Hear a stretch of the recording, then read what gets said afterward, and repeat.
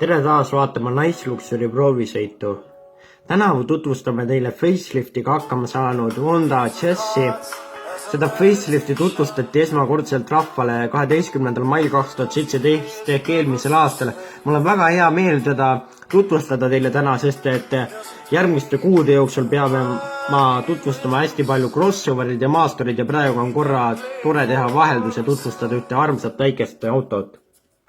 Varustatud võimsa 1,5 liitrise VTEC bensiinimootoriga, mis omab endal 130 hobujõudu. Elegance, Comfort ja Trend mudelil on pakutavad siis 1,3 liitrine VTEC bensiinimootor, millel on natukene vähem ehk 120 hobujõudu.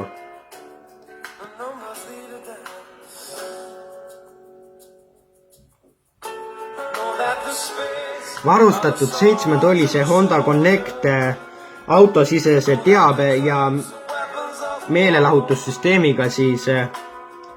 Ja kui juba jutt varustuse peale läks, siis olemas on tal võtmete lukustus ja käivitussüsteem ainult Elegance mudelitel, parkimisandurid ees ja taga kõik mudelitel, välja arvatud siis Trend mudelile, mis on kõige lahjem.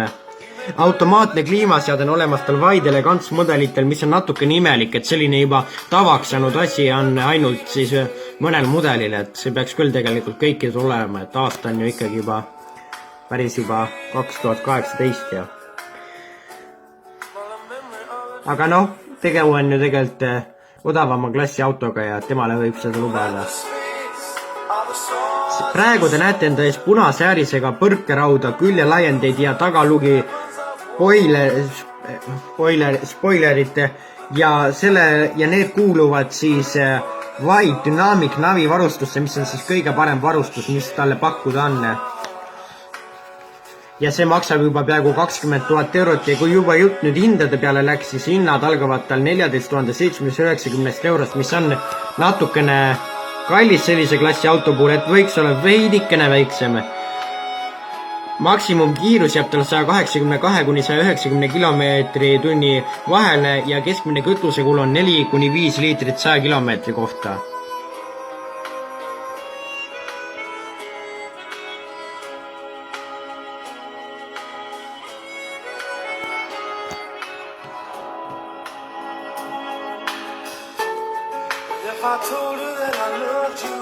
Aktiivne linnapidurdussüsteem on tal olemas, mis siis kuulub juba standardvarustuse ehk sinna juba Trendi ja sõidurajalt kõrvalkaldumise hoiatussüsteem ja muidugi ei puuduta varustusest ka automaatse kaugtuled, nii et kui väljas läheb hämaraks, teab Jazz mida teha.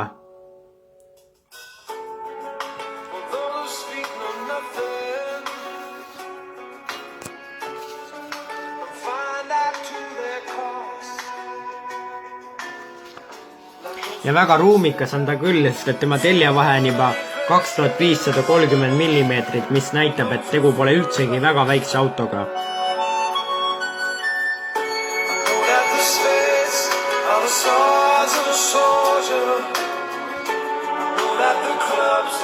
Selline oli selle nädala Nice Luxury proovisõidusaade uue Jazziga ja minge kindlasti tehke taga proovisõitu ja oskad ära, sest et talle pole väga midagi kahjuks ette heita.